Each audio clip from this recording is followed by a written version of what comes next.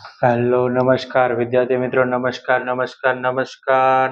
વિદ્યાર્થી મિત્રો જો વિદ્યાર્થી મિત્રો ચેનલ પર પહેલી વાર આ ચેનલને સબસ્ક્રાઇબ કરી દેજો બેલ નોટિફિકેશન હિટ કરી દેજો જેથી આવનારી યુઝફુલ વિડીયો તમને ઝડપથી મળી શકે તો વિદ્યાર્થી મિત્રો આજના વિડીયો સિરીઝ લેક્ચરમાં ધોરણ 6 માં વિષય ગણિત પ્રકરણ નંબર 10 માપનમાં સ્વાધ્યાય 10.1 નો દાખલા નંબર 9 છે તે જોવા જઈ રહ્યા છે તો વિદ્યાર્થી મિત્રો નવમો દાખલો છે તેની રકમ આપણે જોશું કે 20 મીટર પરિમિતિ વાળા ચોરસની એક બાજુનું માપ શોધો અહીંયા તમને કેટલું કીધું છે 20 મીટર છે અને ચોરસની શું કીધું છે એક બાજુનું માપ શોધવાનું છે તો સૌથી પહેલા લખવાનું કે ચોરસની પરિમિતિ સોલ્યુશન ચોરસની પરિમિતિ કેટલી છે વિદ્યાર્થી મિત્રો 20 મીટર છે બરાબર ક્લિયર થઈ ગયું 20 મીટર છે ચોરસની બાજુ કેટલી હોય 4 હોય તો લખવાનું સૂત્ર કે ચોરસની પરિમિતિ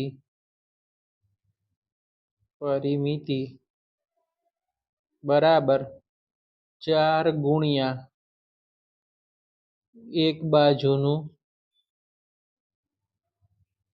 એક બાજુનું શું થઈ ગયું માપ થઈ ગયું બરાબર આ વસ્તુ યાદ રાખવાની કે ચોરસની પરિમિતિનું સૂત્ર શું થાય તો કે 4 ગુણ્યા એક બાજુનું માપ તો ચોરસની પરિમિતિ કેટલી છે વિદ્યાર્થી મિત્રો તો તમારે લખવાનું કે 4 ગુણ્યા એક બાજુનું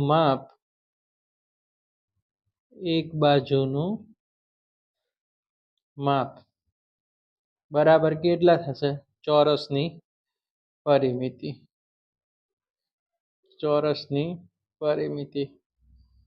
એટલે વિદ્યાર્થી મિત્રો શું કર્યું 4 ગુણ્યા એક બાજુનું માપ જમણી બાજુ હતું અને ડાબી બાજુ લાયા ચોરસની પરિમિતિ કઈ બાજુ હતી તો કે ડાબી બાજુ હતી અને કઈ બાજુ લાયા જમણી બાજુ લાયા આ વસ્તુ થોડું ધ્યાનમાં રાખવાનું બરાબર ચોરસની પરિમિતિ કઈ બાજુ છે ડાબી બાજુ છે જે જમણી બાજુ આવી 4 ગુણ્યા x ની બાજુ જમણી બાજુ હતું એને ડાબી બાજુ લાયા હવે આપણે સૂત્ર લખશું આનું કે એક બાજુનું માપ શોધવાનું છે તો એક બાજુનું માપ બરાબર ચોરસની શું થઈ જશે પરિમિતિ ચોરસની શું થઈ જશે વિદ્યાર્થી મિત્રો પરિમિતિ છેદમાં કેટલા લખશું આપણે ચોરસની બાજુઓ કેટલી હોય 4 તો હવે ચોરસની પરિમિતિ કેટલી છે 20 છે રકમમાં છેદમાં 4 ચોરસની પરિમિતિ અહીંયા 20 આપી છે એટલે 20 આપણે લખી છેદમાં 4 છે તો 4 20 ભાગ્યા 4 તો 5 ચોક કેટલા થઈ જશે 20 થઈ જશે તો જવાબ શું આવશે 5 અહીંયા મીટર લખવું જરૂરી છે તો આપણે અહીંયા મીટર લખી નાખશું તો 5 ચોકુ કેટલા થઈ જશે વિદ્યાર્થી મિત્રો 20 થઈ જશે વિદ્યાર્થી મિત્રો સ્ક્રીનશોટ પાડી લો આનો રાઈટ ઓકે દાખલા નંબર 10 તરફ જશું આપણે okay ready okay 1 2 3 okay screenshot પડાઈ ગયો છે હવે નેક્સ્ટ સમ તરફ જઈએ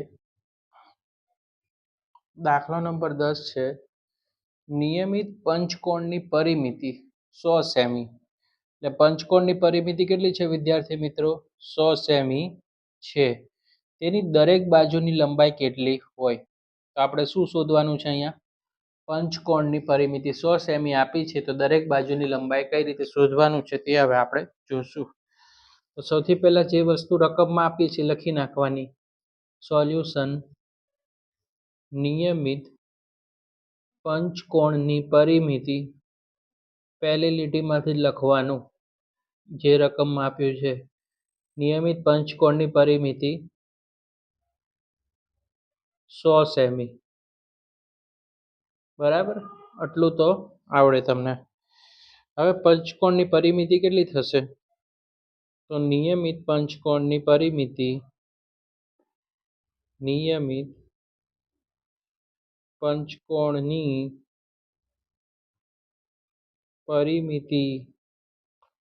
બરાબર પંચકોણની બાજુ કેટલી હોય 5 હોય તો 5 ગુણ્યા એક બાજુની લંબાઈ ઓકે 5 ગુણ્યા એક બાજુની લંબાઈ, પંચકોણની બાજુઓ કેટલી હોય? 5 હોય, માટે 5 ગુણ્યા એક બાજુની લંબાઈ. હવે જે પેલા દાખલામાં કર્યું હતું 5 ગુણ્યા એક બાજુની લંબાઈ ક્યાં લખશું? અહીંયા લખશું. તો લખવાનું 5 ગુણ્યા એક બાજુની લંબાઈ, બરાબર. નીચે આવે તો શું થઈ જશે? બદલાઈ જશે. હવે નિયમિત પંચકોણની પરિમિતિ ક્યાં જશે? આ છે તે અહીંયા ટ્રાન્સફર થઈ જશે. તો આપણે લખશું કે નિયમિત પંચકોણની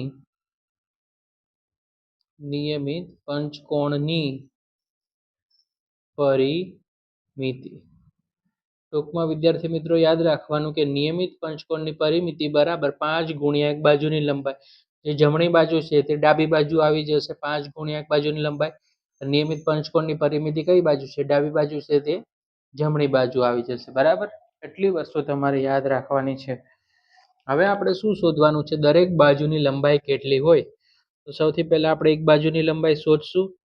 તો કે એક બાજુની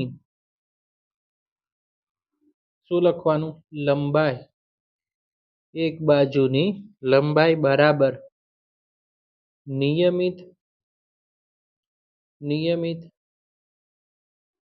પંચકોણની પરિમિતિ. નિયમિત પંચકોણની પરિમિતિ વિદ્યાર્થી મિત્રો છેદમાં બાજુઓ કેટલી હોય? 5 હોય છે પંચકોણની, એટલે છેદમાં કેટલા લખશું? 5. નિયમિત પંચકોણની પરિમિતિ કેટલા સેમી આપી છે? 100. તો અહીંયા નિયમિત પંચકોણની પરિમિતિ આપણે કેટલા લખશું? 100 સેમી. અને છેદમાં કેટલા લખશું? 5. તો ભાગાકાર કરો 100. તો 20 પંચા કેટલા થાય? 100. તો અહીંયા જવાબ શું આવશે? 20 સેમી આવશે. Okay, right. જો ભાગાકાર કરી બતાવો, કોઈને ના આવડતો હોય તો. 100 છે, 5 છે, તો 5ના ઘડિયામાં 100 ના આવે તો બેલી બે સંખ્યા લઈ લો. 5 દુ કેટલા થઈ જશે? 10 થઈ જશે. 0 0. હવે આ 0 વધ્યો તે આપણે નીચે લગાવી દો અને આ 0 ઉપર વધ્યો, એટલે 20 પંચા કેટલા થઈ ગયા? 100 સેમી થઈ ગયા છે વિદ્યાર્થી મિત્રો. ઓકે, તો સ્ક્રીનશોટ પાડી લેજો આનો. ઓકે, બરાબર.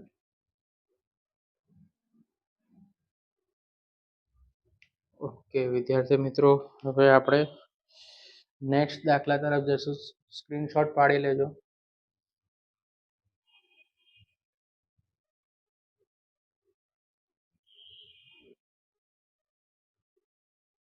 દાખલા નંબર 11 છે કે દોરીના ટુકડાની લંબાઈ 30 સેમી છે વિદ્યાર્થી મિત્રો. દોરીના ટુકડાની લંબાઈ કેટલી છે? 30 સેમી છે.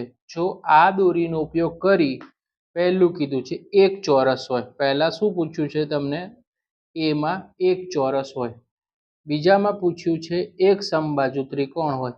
અને સીમાં પૂછ્યું છે એક નિયમિત ષટકોણની રચના કરવામાં આવે તો દરેક આકૃતિમાં એક બાજુની લંબાઈ કેટલી થશે? તો વિદ્યાર્થી મિત્રો સૌથી પહેલા આપણે શોધવી પડશે કે ચોરસની દોરીના ટુકડાની લંબાઈ કેટલી છે? 30 સેમી. તો સોલ્યુશનમાં લખવાનું કે દોરીના ટુકડાની લંબાઈ 30 સેમી. આટલું તો આવડે પહેલી લીટીમાંથી લખતા, બરાબર. ક્યાંથી લખવાનું? આ આખી લાઈન લખી નાખવાની. દોરીના ટુકડાની લંબાઈ 30 સેમી છે. હવે આપણે શોધવાની છે ચોરસ. તો કે ચોરસની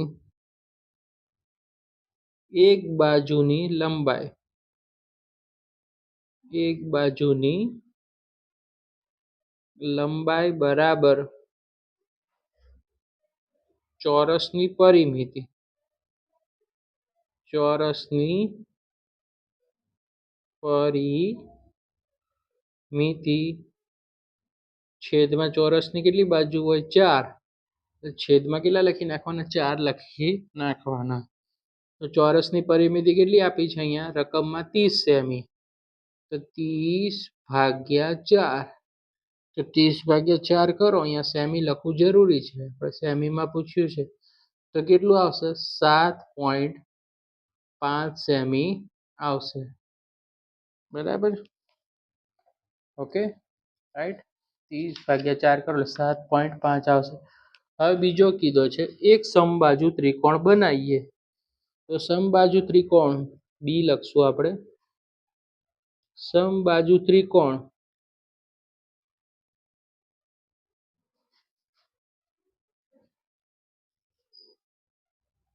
સમબાજુ ત્રિકોણની પરિમિતિ એ પણ કેટલી થશે? 30 સેમી. 30 સેમી થાય. બરાબર. સમબાજુ ત્રિકોણની પણ બી નું સોલ્યુશન છે. આ એ નું છે તો એ લખશું. સમબાજુ ત્રિકોણ છે તેની પરિમિતિ કેટલી થશે? 30 સેમી થશે વિદ્યાર્થી મિત્રો. ઓકે. હવે સમબાજુ ત્રિકોણની પરિમિતિ. સમબાજુ ત્રિકોણની પરિમિતિ બરાબર 3 ગુણ્યા ત્રિકોણની બાજુ કેટલી? 3 ગુણ્યા ત્રિકોણની એક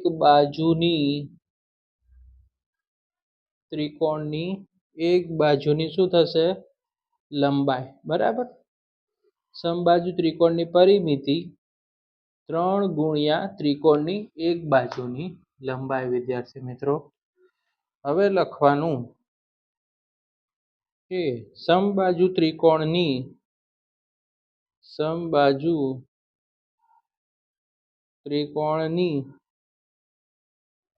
એક બાજુની લંબાઈ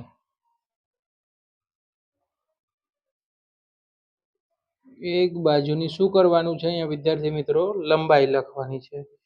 બરાબર ત્રિકોણની પરિમિતિ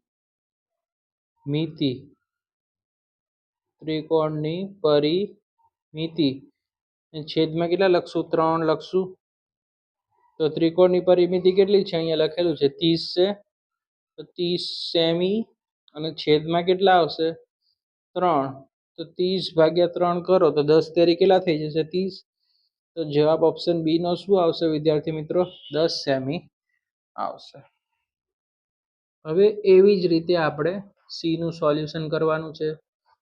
સી માં શું કીધું હતું વિદ્યાર્થી મિત્રો? રકમ તરફ જવાનું કે નિયમિત ષટકોણની રચના કરવામાં આવે તો આપણે લખવાનું કે નિયમિત ષટકોણની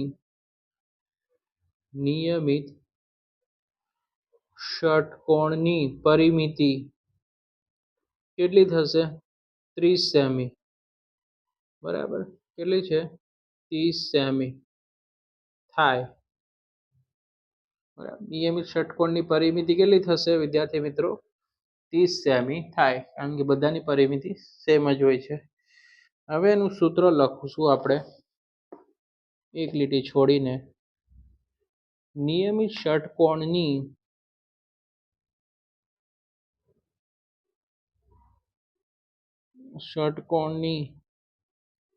પરિમિતિ બરાબર 6 ગુણ્યા ષટકોણની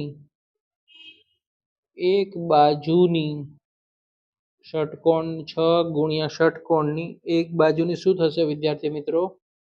લંબાઈ થાય. શું થાય? લંબાઈ. આ એનું સૂત્ર યાદ રાખવાનું.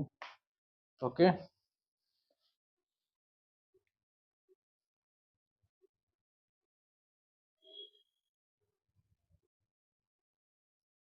ઓકે.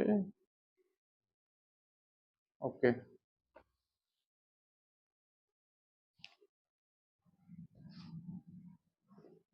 નિયમિત ષટકોણની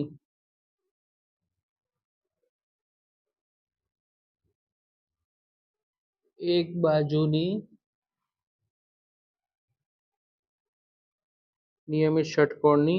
બાજુની લંબાઈ બરાબર ષટકોણની પરિમિતિ